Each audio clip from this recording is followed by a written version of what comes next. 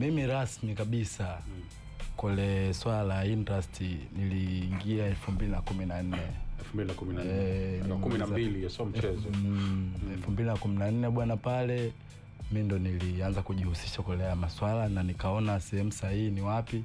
Kwa sababu kwa kipindi kile ilikuwa bado niliona nitafuta sehemu ya kujifunza, ni darasa kwanza. Maana mimi naamini kitu chochote unachokihitaji ni lazima ukijue. Yaani lazima upate muda wa kukijua.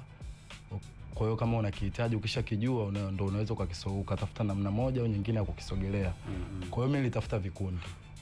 Nilianza kule vikundi, nimetembea kule vikundi vingi sana. Vikundi hivi, watu wa vikundi tunajuana, yani wakiniona tu hapo wenyewe wanaelewa. Sure. Baada ya hapo lakini namshukuru Mwenyezi Mungu, nilipataga nafasi, kuna mdada mmoja anaitwa Nisha Bebe, kama mnamkumbuka. Akina Majuto hapo nyuma. Alikuwa machachari sana. Yule dada naye kiukweli ana msaada wake kwangu. Kwa sababu kuna baadhi hata hizo kazi ninazokuambia za movie nilizowahi kufanya ni producer alisimama yeye. Kwa hiyo nashukuru sana kwa hilo. Na baada ya hapo basi nikaja nikakutana na bwana mmoja hivi. Huyu mimi kwangu sio bosi tu, yani ni kama mzazi. Anaitwa Ignas Mkindi. Nilikutana naye 2018. Ndio nimekutana naye. Wakati nimekutana naye alinicheki tu kulikuwa kuna ka project ni kadogo tu. Ndio nikapata bahati ya kukutana naye, lakini wakati tunafanya ile project mimi nikawa namtamani zaidi. Kwa hiyo nikawa najitahidi kadri uwezo wangu kumsogelea. Sasa kumsogelea mtu, ujue katika maisha yetu ya leo ambayo tunapitia ni lazima uonyeshe katika kazi. Ndio mtu ajue kwamba kweli huyu labda anahitaji na mimi. Kwa hiyo mimi nilikuwa kama unavyoelewa, hichi kitu chetu tunachokifanya kinahitaji sana nidhamu. Kwa hiyo mimi kwa kutumia nidhamu yangu nilikuwa nafanya kazi, lakini nikipata muda kuongea naye, kuna mambo muhimu nilikuwa naongea naye, naambia hichi kitu mimi natamani, yani ndo kazi, yani 90% ya maisha yangu natamani yanaendeshwa, yani natamani yaendeshwe na hichi kitu ninachokifanya. Kwa hiyo kwa kupitia yale labda maono yangu kutoka moyoni, yule naye alikuwa anaona. Alikuwa anaona, yule ni mtu ambaye kama kweli anaona una uhitaji na tabia, anaweza akakwambia kuwa na imani, yani kuwa na subira. Yani sasa ile maneno sometimes wanakuja wasanii wanapata nafasi, mimi niko pale. Mimi simuona wakina Mlilo.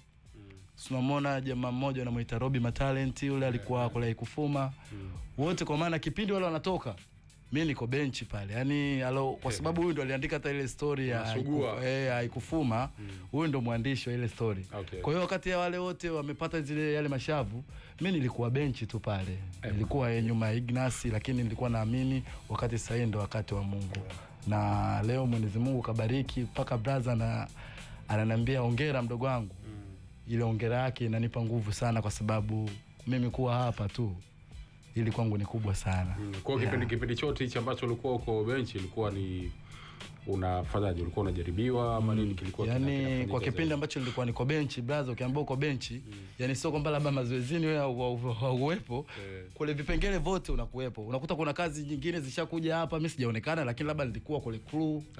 Unaelewa, lakini sikuwa mbele ya kamera. Lakini na unakuta muda mwingine unaweza ukatamani wewe kuonekana msanii, lakini kwa muda huo bado hujaandaliwa kuwa msanii. Kwa hiyo inabidi upate darasa la hicho unachokitaka, alafu wakati sahihi ukifika ndio utapelekwa huko. Kwa hiyo mimi ndio kitu kikubwa ambacho nilichokipitia hapo katikati, yani ni ile kupikwa wanasema.